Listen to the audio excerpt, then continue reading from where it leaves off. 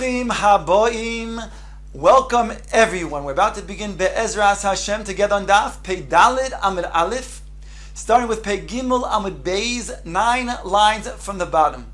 Our Mishnah is discussing Eruv Chatzeros, where you have a case where there are many batim opening up to the Chatzer, as well as you have a merpeses, where you have also batim going into the merpeses. So each one makes their independent Eruv Chatzeros, whereby the people from the Chatzer can carry from their bias to the Chatzer and vice versa, as well as those in the merpeses can carry from their bias to the merpeses and vice versa. But they do not make an Eruv Chatzeros between the two of them, and therefore the people from the merpeses cannot carry to the Chatzer, and those from the Chatzer cannot carry to the merpeses. Until now, that is straightforward.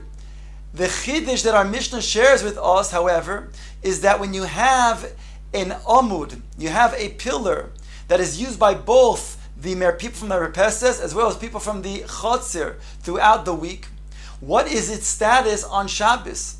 Is it belong to the people of the Chatzer? Does it belong to people of the merpeses? Or does it belong to both of them? If it belongs to the people of the merpeses, then only they can go ahead and use it on Shabbos by bringing objects from the merpeses onto the amud and vice versa. If it belongs to people of the Chatzer, then they can only then carry it to the amud and to the Chatzer. If it belongs to, however, both of them, then on Shabbos, then they are oyser ze al ze, because they didn't make an Eruv Chatzeros between the two of them.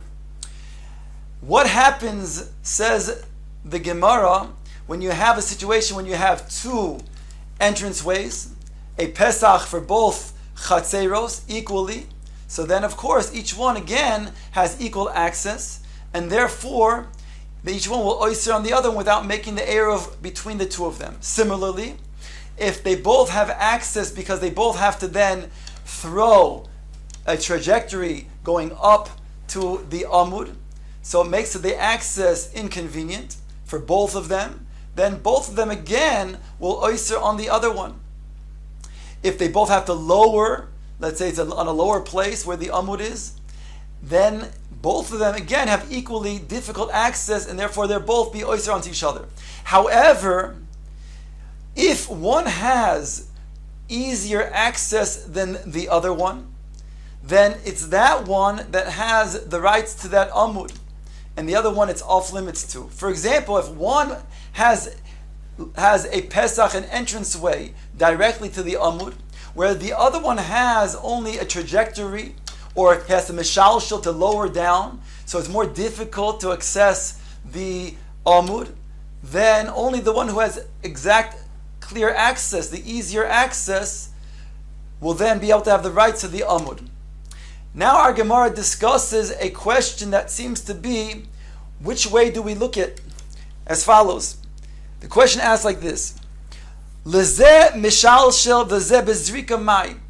Over here you have a situation where one side, one Chatzer has to lower down, and the other Chatzer, to get to the amud, have to then throw at a trajectory.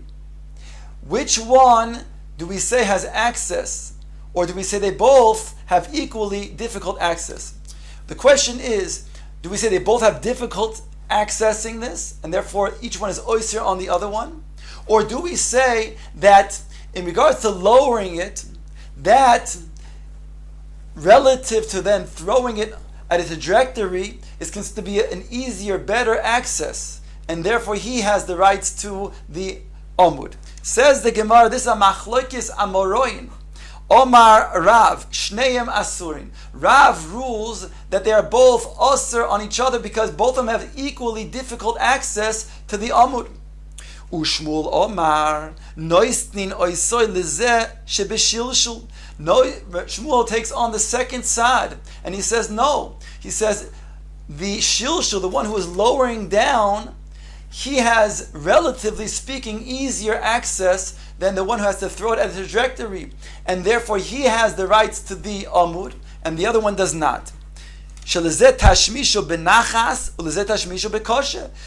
again, the one who is lowering down has an easier access, whereas the one who has to throw it over has a more difficult access. V'kol davar, and the principle is shetashmisha lezeh benachas ulezeh bekoshe noisin oiso lezeh shetashmisha benachas. And the principle is we give it to the one who has an easier access. The Gemara now wants to bring a raya for Shmuel against Rav from our Mishnah. Tanan, it states in our Mishnah, Anshe Chotzer ve'Anshe Mirpeses sheshachachu v'lo irvu. The two of them did not make an eruv together. Not the people from the Chotzer, and they did not make an eruv together with the people from the Mirpeses. Kol shegavoya asara tfachim lemarpeses.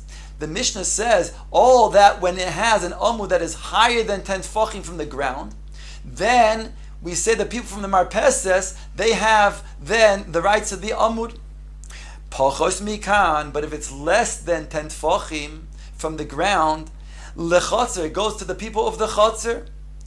Kosalka daitach, the Gemara explains that it was initially understood, my mirpeses. What is the mirpeses that we're talking about? That when we say this Amud is going to be above Asar Tfachim, then the people of the mirpeses, they will have access to the Amud. We're on top of Pei Dalid Amud Aleph. B'nei Aliyah, the Gemara explains that the mirpeses means a second story.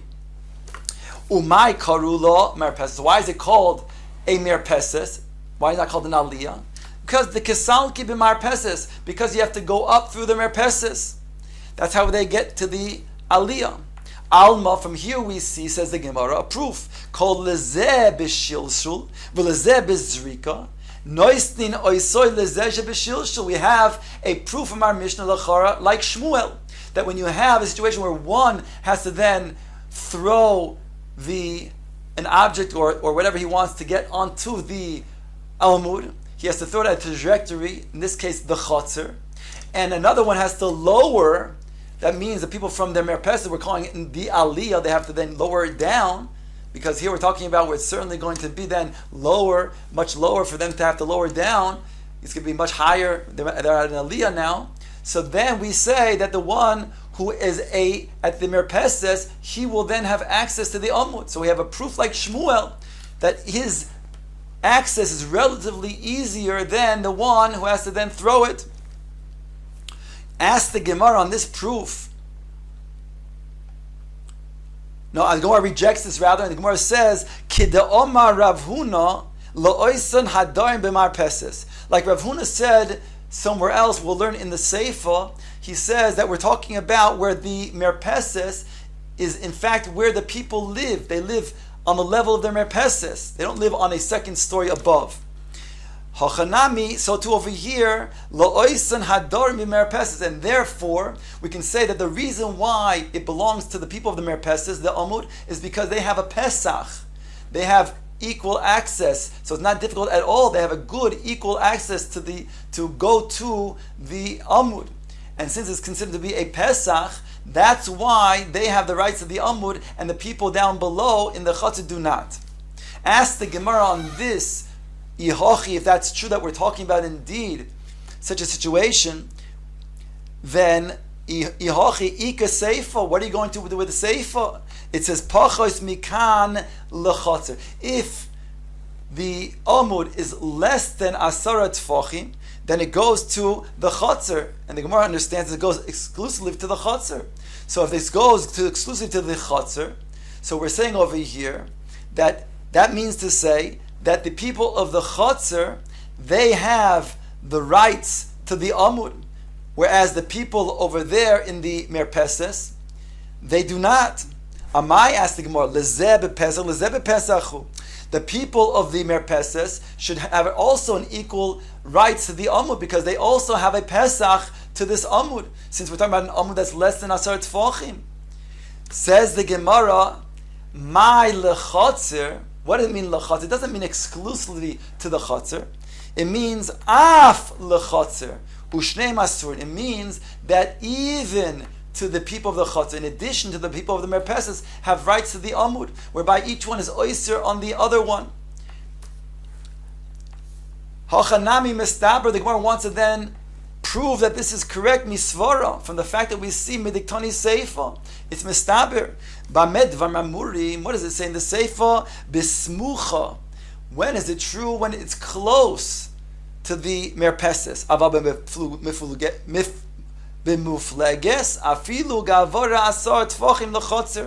if it's further, then even it's going to be a full 10 tfachim is going to then belong to the chotzer. Ask the Gemara, my lechotzer.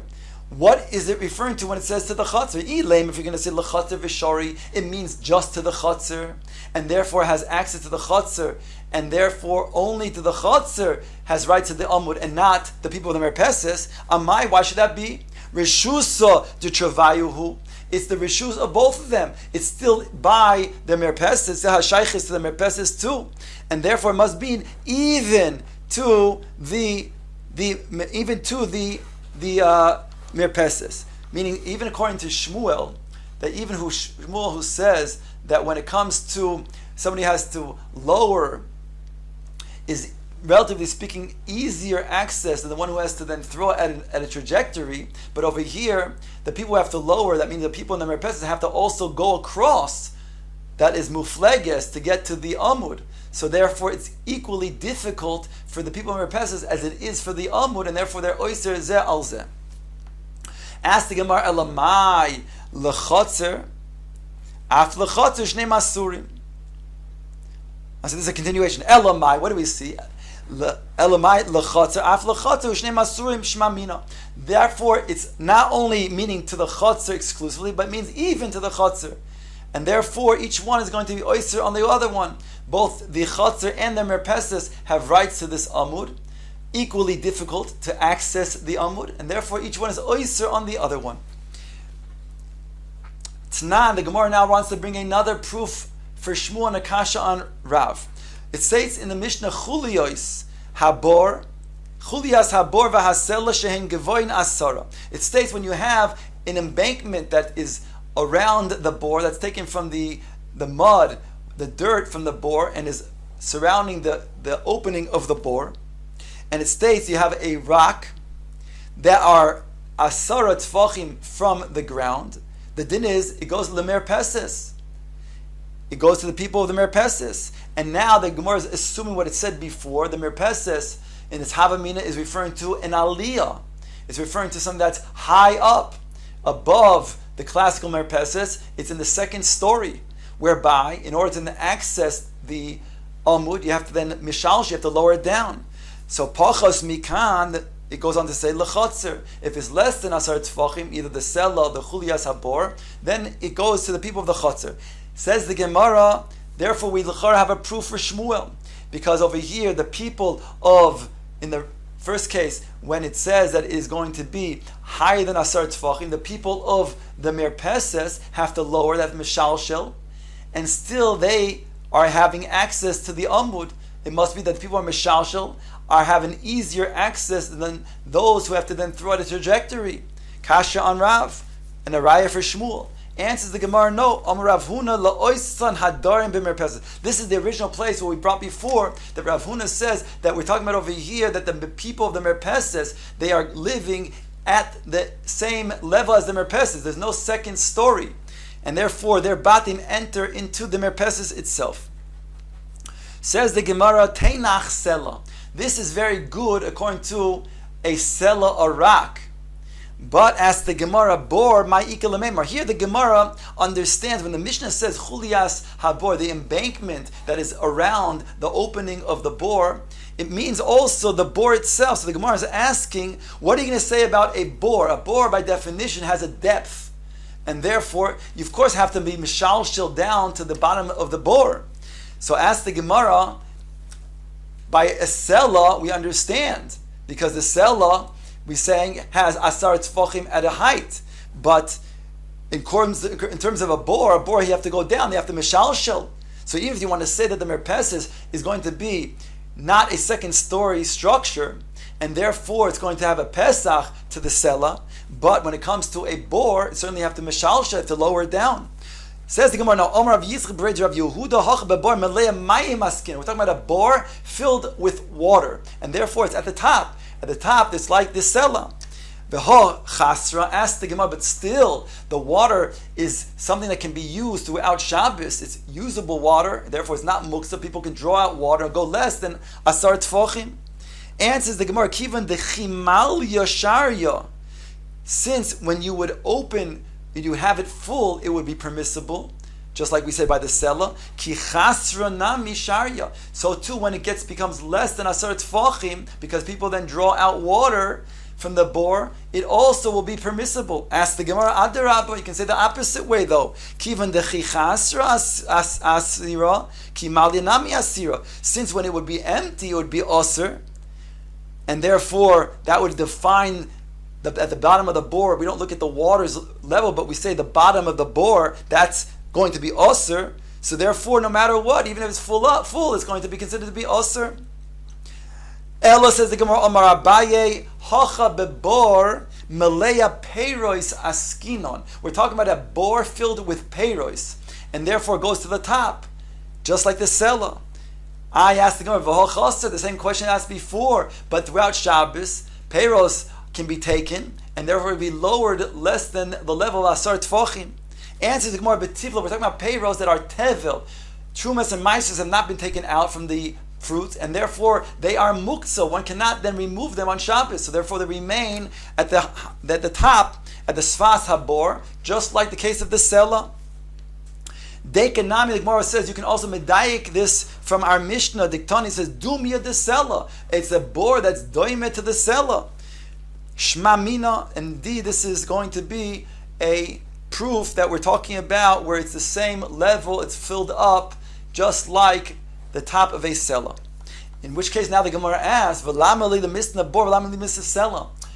We know that if you taught Sela alone, that would be sufficient l'chara. Why do we have to teach bor and Sela? We cannot just teach bor alone, because we just said that bor we would not know that a bor indeed can be used, because maybe it will then be lower than asar tfachim.